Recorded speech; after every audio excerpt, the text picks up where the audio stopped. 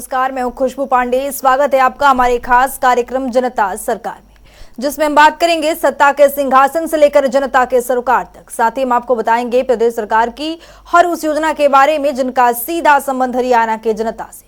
जो योजनाएं प्रदेश के विकास को नई गति प्रदान करेंगी और हरियाणा की जनता का चहुमुखी विकास भी करेंगी, ताकि प्रदेश की जनता तरक्की की राह पर आगे बढ़े और हरियाणा प्रदेश निरंतर उन्नति की नई ऊंचाइयों को छूता हुआ प्रगतिशील रहे। तो अगले 30 मिनट तक बने रहिए हमारे साथ और देखते रहिए जनता सरकार।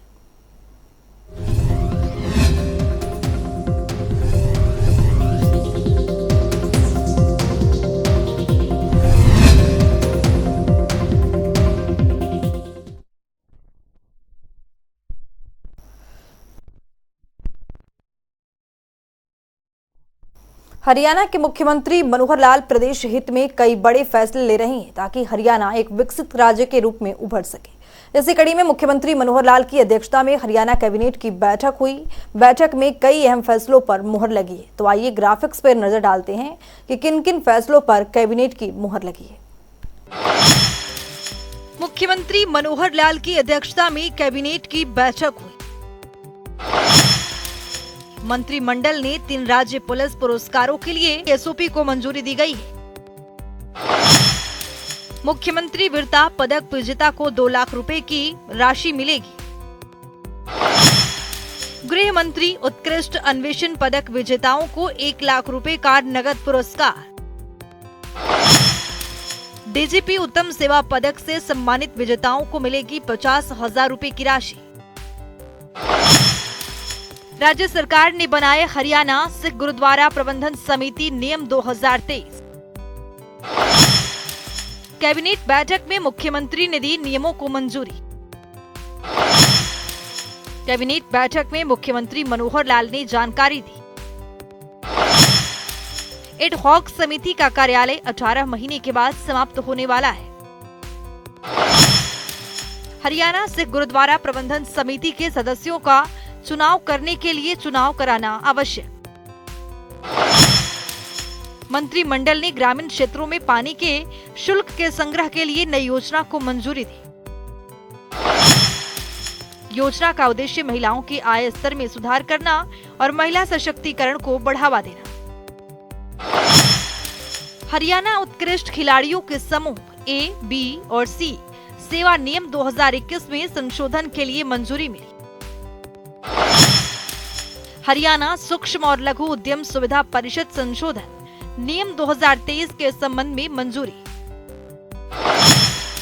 हरियाणा पंचायती राज नियम 1995 में संशोधन को मंजूरी मिली। संशोधन के अनुसार इन नियमों को हरियाणा पंचायती राज संशोधन नियम 2023 के रूप में जाना जाएगा। हरियाणा पिछड़ा वर्ग को अधिनियम 2016 में संशोधन से संबंधित एक प्रस्ताव को मंजूरी दी गई। केंद्र सरकार ने हरियाणा की 7 जातियों को अनुसूचित जाति में शामिल करने पर मुहर लगी। अहेरिया, अहेरी, हेरी, हरी, थोरी, तुरी, राय सिख को अनुसूचित जाति के सूची में किया गया शामिल। कैबिनेट बैठक के बाद मुख्यमंत्री मनोहर लाल ने प्रेस कॉन्फ्रेंस कर तमाम जानकारियां साझा की। तो आइए अब रिपोर्ट के जरिए समझने की कोशिश करेंगे कि मुख्यमंत्री मनोहर लाल ने बैठक में किन किन चीजों पर मुहर लगाई है। पारदर्शिता के साथ काम कर रहे मुख्यमंत्री मनोहर लाल ने प्रदेश के उत्थान के लिए समय समय पर कैबिनेट की बैठक कर कई बड़े और कड़े फैसले लेते रहते हैं, ताकि प्रदेश और प्रदेशवासियों का उत्थान हो सके। इसी कड़ी में मंगलवार को मुख्यमंत्री मनोहर लाल की अध्यक्षता में हरियाणा कैबिनेट की बैठक हुई, जिसके बाद मुख्यमंत्री मनोहर लाल ने प्रेस कॉन्फ्रेंस कर बैठक के बारे में तमाम जानकारियां साझा की। मुख्यमंत्री ने बताया कि मंत्रिमंडल की बैठक में 3 राज्य पुलिस पुरस्कार के लिए एसओपी को मंजूरी दी गई है। साथ ही उन्होंने कहा कि पदक विजेताओं को 6 महीने का सेवा विस्तार का लाभ भी दिया जाएगा। एजेंडा पुलिस की ओर से प्रस्तुत किया गया कि 3 तरह के प्राइज, वैसे तो पहले से उसकी घोषणा की जा चुकी है, लेकिन विधिवत कैबिनेट में उसका फैसला किया है कि 3 तरह के जो प्राइज हैं, एक तो वीरता पदक और एक उत्कृष्ट अन्वेषण पदक, उत्तम सेवा पदक, और जिसको मुख्यमंत्री की ओर से वीरता पदक, गृह मंत्री की ओर से उत्कृष्ट अन्वेषण पदक और डीजीपी साहब की ओर से उत्तम सेवा पदक, ये सब पदक 1 से 10 संख्या इनकी रहेगी। जितनी संख्या उस वर्ष में ऐसे जो लोग होंगे, जो कर्मचारी होंगे और अधिकारी भी होंगे, तो जिनको इस श्रेणी में एक कमेटी रिकमेंड करेगी, उनको सबको पदक दिए जाएंगे। वो 1 से लेकर 10 तक संख्या रहेगी और इनको सबको 6 महीने की उनकी सेवा का विस्तार भी दिया जाएगा, यानी सेवा की एक्सटेंशन भी उनको रिटायरमेंट के समय दी जाएगी। एक निर्णय ये हुआ है। इसके साथ ही मुख्यमंत्री मनोहर लाल ने प्रेस वार्ता को संबोधित करते हुए बताया कि हरियाणा सिख गुरुद्वारा प्रबंधक कमेटी अधिनियम 2023 को कैबिनेट की मंजूरी मिली है। वहीं उन्होंने बताया कि हरियाणा सिख गुरुद्वारा प्रबंधक कमेटी के कार्यों के प्रबंधन और निगरानी के लिए गठित एड हॉक कमेटी का कार्यालय 18 महीने के बाद समाप्त होने जा रहा है। इसीलिए हरियाणा सिख गुरुद्वारा प्रबंधन समिति के सदस्यों के निर्वाचन के लिए हरियाणा में गुरुद्वारा का चुनाव कराना आवश्यक है। दूसरा जो निर्णय है, सिख गुरुद्वारा प्रबंधक समिति जो नई बनी है हरियाणा की, उनके चुनाव के नाते से आवश्यक था कि उनके जो रूल्स हैं वो बनाए जाए। तो आज जो रूल्स, उनके नियम हैं, उनको पास कर दिया है, उनको अधिनियमित किया गया है और उसके होने से अब उनकी जो वार्डबंदी है, हालांकि वो प्रोसेस में है, लेकिन वो फाइनल करने से पहले रूल चाहिए। तो वार्डबंदी फाइनल होगी, बाद में वोट्स बनेंगे, वोटर के बाद उनका इलेक्शन होगा। तो जो चुनाव उनका इलेक्शन कमिश्नर हैं जो तय हो गए हैं, वो इस काम को आगे बढ़ाएंगे। मुख्यमंत्री ने बताया कि विधवा एवं निराश्रित महिला पेंशन योजना के आय मानदंडों में बदलाव कर और 60 वर्षों से अधिक आयु वाले लाभार्थियों को वृद्धावस्था सम्मान भत्ता योजना में संशोधन को मंजूरी दी गई है। नई संशोधन के अनुसार 60 साल की आयु पूरी करने के बाद महिला को वृद्धावस्था सम्मान भत्ता योजना के तहत लाभ मिलेगा। हमारी जो पेंशन है, खास करके मैंने जो विधवा हो गई, विधवा पेंशन, इसमें 2 बदलाव किए हैं। ओल्ड एज पेंशन में पहले हो चुका है, लेकिन इसमें नहीं हुआ था। एक तो उनकी परिवार, उनकी अपनी इनकम, जैसे 2 लाख से 3 लाख हमने वृद्धावस्था पेंशन में उसकी लिमिट की थी कि पहले 2 लाख थी, वो 3 लाख तक भी उनको मिलेगी। ऐसे ही इनके लिए भी अब ये 2 लाख से बढ़ा करके 3 लाख कर दी गई है। और दूसरा एक निर्णय है कि पहले विधवा पेंशन जो मिलती थी उसको आखिर तक विधवा ही नाम कहते थे, विधवा पेंशन ही कहते थे। अब 60 साल की आयु तक तो उसका नाम विधवा पेंशन ही रहेगा। जैसे वो 60 से ऊपर हो जाएंगी, ऑटोमेटिकली उनका नाम ओल्ड एज पेंशन में चला जाएगा। अब उनका पेंशन वही है, बाकी सब चीज़ें वही है, केवल नॉमेनक्लेचर में बदल हो जाएगा। संख्या में कुछ ओल्ड एज पेंशन की संख्या बढ़ जाएगी और जो विधवा पेंशन उसकी संख्या भी कम हो जाएगी। उनका ऑटोमेटिक ट्रांसफर होने का ये विषय है। तो वहीं मुख्यमंत्री ने आगे जानकारी देते हुए बताया कि Haryana micro and small enterprises facilitation counselling नियम 2023 को मंजूरी दी गई है। उन्होंने कहा कि हरियाणा में डिस्ट्रिक्ट फैसिलिटेशन काउंसिल की संरचना को शामिल करने के लिए मसौदा नियम हरियाणा सूक्ष्म और लघु उद्यम सुविधा परिषद नियम 2023 को तैयार किए गए हैं। माइक्रो और स्मॉल जो हमारे एंटरप्राइज है, एमएसएमई में ये देखा गया है कि बहुत से इनके झगड़े, आपस में विवाद जो होते हैं परस्पर लेन देन के, और उसमें विशेष तौर पर जो एमएसएमई के एंटरप्रेन्योर्स हैं वो कहीं ना कहीं दबे रहते हैं। उनके झगड़ों में उनको मिलता नहीं है, न्याय नहीं मिलता, बड़े लोगों के साथ उनको जूझना पड़ता है। उसके लिए काउंसिल बनाई गई है। इन झगड़ों को स्पीडीली हल करने के लिए ये जो काउंसिल होगी, डिस्ट्रिक्ट फैसिलिटेशन काउंसिल, हर जिले में ये बनेगी और उससे उनको उसमें लाभ होगा। इसमें उनके वकील भी होंगे, एडीएस भी होंगे, एमएसएमई को जो सहायता करेंगे। तो उस काउंसिल का एक प्रकार से निर्णय किया है उस काउंसिल बनाने के लिए। इतना ही नहीं, मुख्यमंत्री मनोहर लाल ने कहा कि हरियाणा पंचायती राज निगम 1995 में संशोधन को मंजूरी पंचायती राज नियम 1995 में धारा 28A को शामिल करने के लिए किया गया है और संशोधन पंचायती राज के दायरे में आने वाले काम प्रदेश सरकार की सिफारिश पर भी किए जाएंगे। पंचायती राज के अंतर्गत एक उनके नियमों में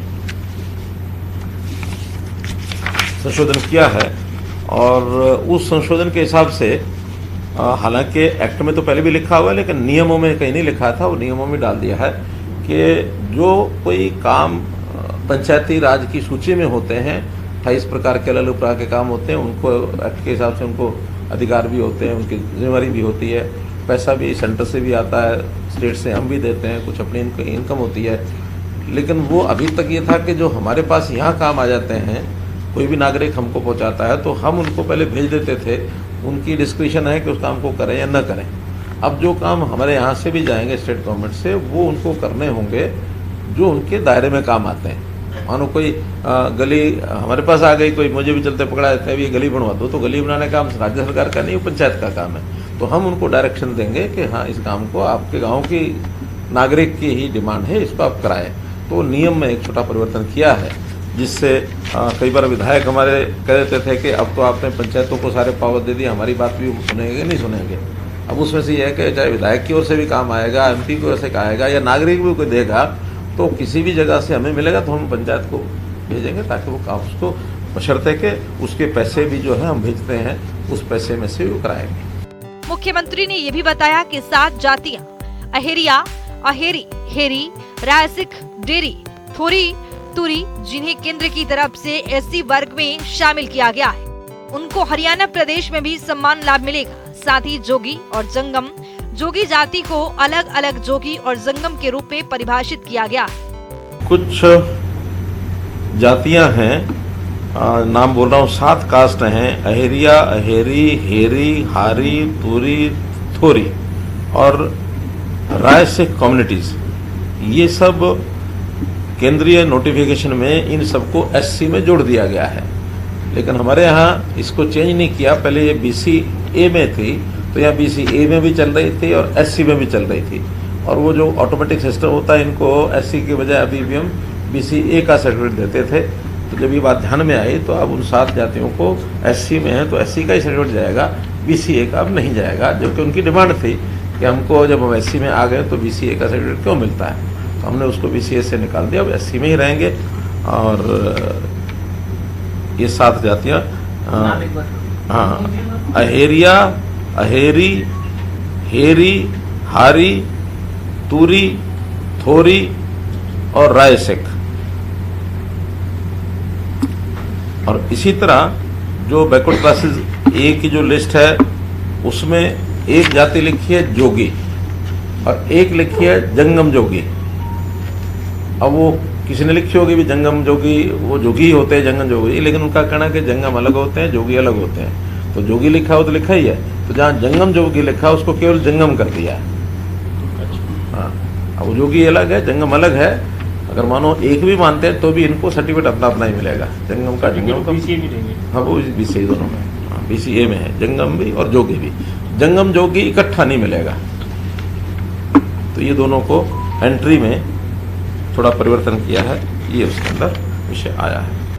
इस अवसर पर मुख्यमंत्री मनोहर लाल ने अपने संबोधन में कहा कि ग्रामीण क्षेत्रों में पानी, सीवरेज के शुल्क के संग्रह और अन्य संबंधित सेवाओं के लिए स्वयं सहायता समूह को शामिल करने की नई योजना को भी स्वीकृति दी गई है। हरियाणा के मुख्यमंत्री मनोहर लाल प्रदेश के उत्थान के लिए हर मुमकिन कोशिश कर रहे हैं, ताकि प्रदेश एक नई ऊंचाइयों पर पहुंच सके और देश में प्रदेश का नाम अग्रणी राज्यों में शामिल हो सके।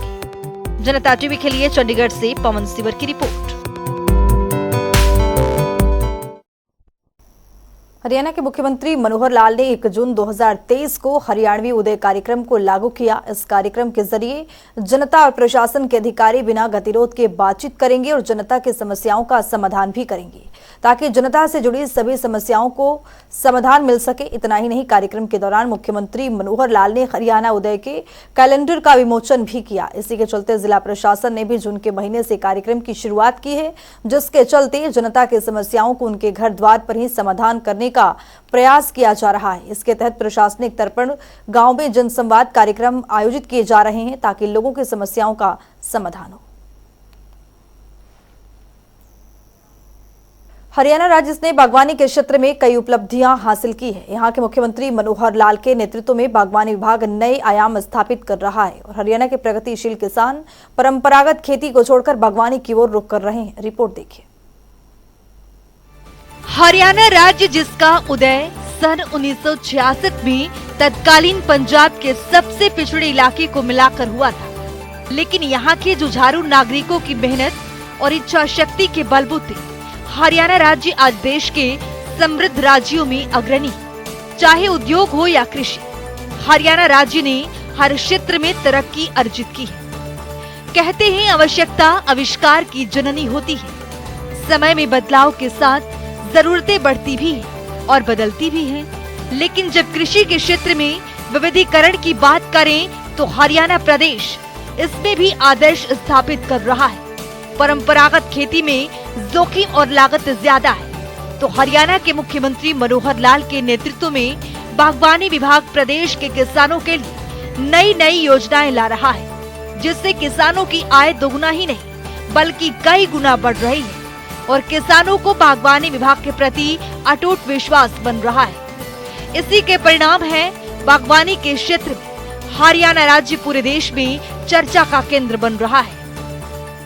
बागवानी किसानों को प्रोत्साहित करने के लिए हरियाणा सरकार निरंतर कार्य कर रही है। बागवानी विभाग हरियाणा की ओर से किसानों को सशक्त बनाने के लिए पूरे राज्य में 11 उत्कृष्ट केंद्र स्थापित किए गए हैं। ये सभी उत्कृष्टता केंद्र हरियाणा राज्य के किसानों को उच्च गुणवत्ता के पौधे तैयार करके मुहैया करवाने के लिए प्रतिबद्ध है। इसी का परिणाम है कि हरियाणा राज्य के किसान अपनी परंपरागत खेती को छोड़कर जैविक खेती करने की ओर बढ़ रहा है। कृषि विविधीकरण को बढ़ावा देने के लिए हरियाणा की मनोहर सरकार ने पिछले 7 साल में बागवानी विभाग के बजट को करीब 3 गुना बढ़ा दिया है। बागवानी विभाग द्वारा चलाई जा रही योजनाओं का लाभ उठाकर हरियाणा का किसान खुशहाल हो रहा है, जिससे विभाग के प्रति किसानों को विश्वास भी बढ़ रहा है। हरियाणा सरकार की ओर से किसानों को हर योजना का लाभ देने के लिए मेरी फसल मेरा ब्यौरा कार्यक्रम सफलता पूर्वक चलाया जा रहा है। इस कार्यक्रम के तहत साल 2021-22 में लगभग 1.29 लाख एकड़ क्षेत्र को पोर्टल पर पंजीकृत किया जा चुका है। हरियाणा सरकार की योजनाएं राज्य के किसानों के लिए लाभकारी साबित हो रही हैं। बागवानी क्षेत्र में अग्रणी हरियाणा राज्य की मनोहर सरकार ने भावांतर योजना लागू की है। इस योजना के अंतर्गत यदि राज्य के किसानों को अपनी फसल मंडी में बेचने पर कम कीमत मिलती है, अर्थात किसानों को नुकसान होता है, तो उसकी भरपाई राज्य सरकार द्वारा की जाती है। इस योजना के तहत किसानों को कृषि में विविधता लाने के लिए प्रोत्साहित किया जा रहा है। बागवानी फसलों पर भावांतर योजना लागू करने वाला हरियाणा देश का पहला राज्य है। तो चलिए अब ग्राफिक्स के जरिए समझते हैं। इस योजना को 1 जनवरी 2018 को लागू किया गया। योजना के तहत 21 बागवानी फसल कवर हुआ। अब तक 5,403 किसानों को 14.12 करोड़ रुपए का प्रोत्साहन। भावांतर भरपाई योजना हरियाणा सरकार की एक अनूठी योजना है। राज्य के जो किसान अपनी फसल जैसे सब्जियां, फलों आदि का बाजार में बेचते हैं, लेकिन उन्हें अपनी फसल बेचने पर उचित मूल्य नहीं मिल पा रहा है, उन किसानों को राज्य सरकार द्वारा फसल का या तो मुआवजा या फिर फसल की कम कीमत की उचित भरपाई के रूप में प्रोत्साहन धनराशि प्रदान की जा रही है, ताकि किसानों को उसकी फसल का सही मूल्य मिल सके। हरियाणा का बागवानी विभाग प्रदेश के किसानों की आय बढ़ाने के लिए निरंतर प्रयास कर रहा है। बागवानी किसानों की फसल को मौसम की अनिश्चितता जैसे प्राकृतिक आपदा, फसल में बीमारी लगने, असामान्य बारिश, तूफान, सूखा पड़ना आदि के कारण होने वाले नुकसान की भरपाई के लिए हरियाणा बागवानी विभाग की ओर से मुख्यमंत्री बागवानी बीमा योजना चलाई जा रही है। इस योजना के अंतर्गत कुल 21 सब्जियां, फल और मसालों की फसल को कवर किया गया है। ऐसी योजना चलाने वाला हरियाणा पहला राज्य है। फल की फसल पर 1,000 रुपए का प्रीमियम तय किया गया है। सब्जियों की फसल पर 750 रुपए का प्रीमियम तय किया गया है। फल पर बीमा राशि 40,000 रुपए प्रति एकड़ दी जाती है। सब्जियों पर 30,000 रुपए प्रति एकड़ दी जाती है। बीमा दावों का निपटान करने के लिए बागवानी विभाग की ओर से एक सर्वे भी किया जाता है, जिसके अंतर्गत फसल नुकसान की 4 श्रेणियां 25%, 50%, 75% और 100% में विभाजित की गई है। मुख्यमंत्री बागवानी बीमा योजना में कुल 21 बागवानी फसलों को शामिल किया गया है। बेल वाली बागवानी फसल में मक्खी के नियंत्रण के लिए हरियाणा की मनोहर सरकार फल मक्खी परियोजना चला रही है और फसलों को रोगों से बचा रही है। किसानों को खुशहाल करने के लिए हरियाणा सरकार लगातार प्रगति की ओर अग्रसर है। राज्य सरकार ने फलों, सब्जियों, मिट्टी और पानी में कीटनाशक अवशेष सामग्री की प्रवृत्ति के लिए कीटनाशक अवशेष प्रयोगशालाएं भी स्थापित की जा रही हैं। हरियाणा की मनोहर सरकार ने सिरसा और करनाल में अनूठी कीटनाशक अवशेष प्रयोगशालाएं स्थापित की। वर्ष 2021-22 के दौरान बागवानी उत्पाद मिट्टी और पानी के कुल 2,916 नमूनों का विश्लेषण किया जा चुका है। प्रयोगशालाओं में की गई जांच में उत्पाद के लिए 5.8% नमूनों में कीटनाशक का अवशेष स्तर अधिकतम अवशेष स्तर से ज्यादा पाया गया है। ब्यूरो रिपोर्ट, जनता टीवी। तो चलिए अब जान लेते हैं आज के सवाल का विजेता कौन है।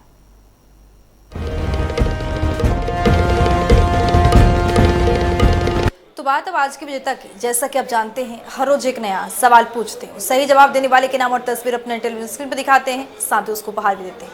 तो चलिए अब जान लेते हैं कल का हमारा सवाल क्या था और कौन है इसका विजेता। कल का हमारा सवाल था, हरियाणा में प्राण वायु देवता पेंशन योजना की शुरुआत कब की गई थी। इसका सही जवाब है ए 5 मई 2021। चलो जवाब आए, लेकिन आज के हमारे विजेता हैं आशा सपरा सोनीपत से। आशा, आपको बहुत बहुत बधाई। तो फिर पूछेंगे आज का सवाल, देखते रहिए जनता टीवी।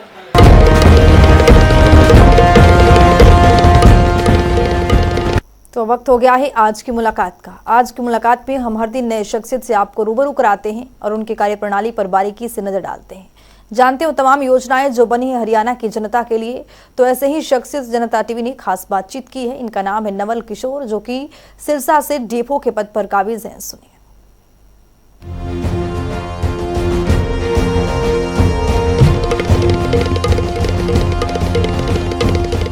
प्राण वायु देवता स्कीम है और इसमें जो पेड़ों का चयन किया गया है वो 75 यानी 75 साल से उम्र के जितने भी पेड़ हैं हमने उनका सिलेक्शन कर लिया है।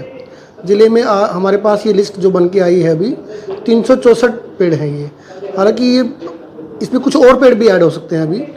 और इसमें ख़ास बात ये है कि ये 364 जो पेड़ हैं ये फॉरेस्ट की ज़मीन के बाहर हैं, यानी ये पंचायत या फिर किसी की मलकियत में है।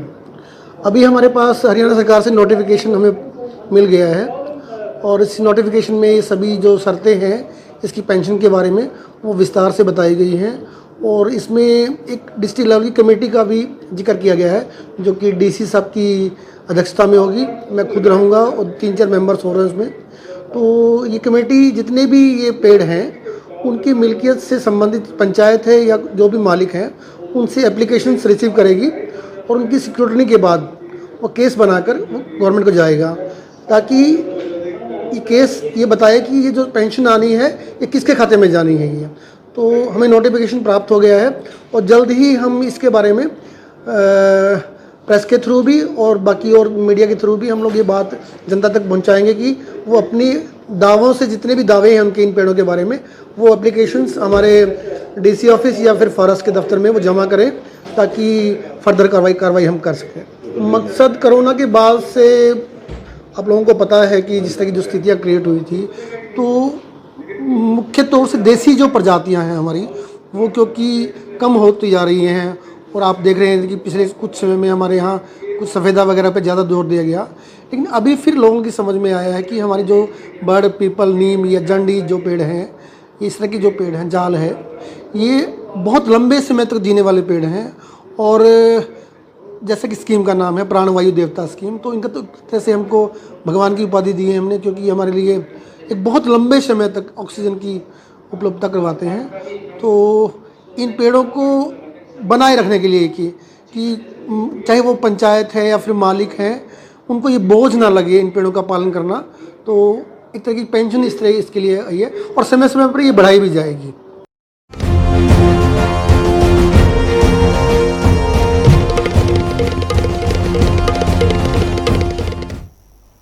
तो चलिए अब जान लेते हैं आज के सवाल में क्या कुछ।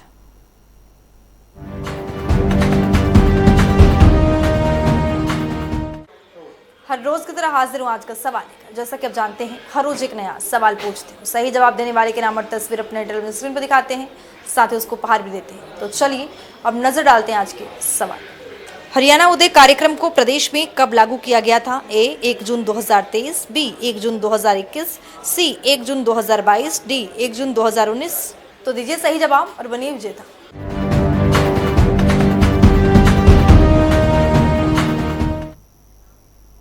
तो हमारे खास कार्यक्रम जनता सरकार में आज के लिए इतना ही। नमस्कार।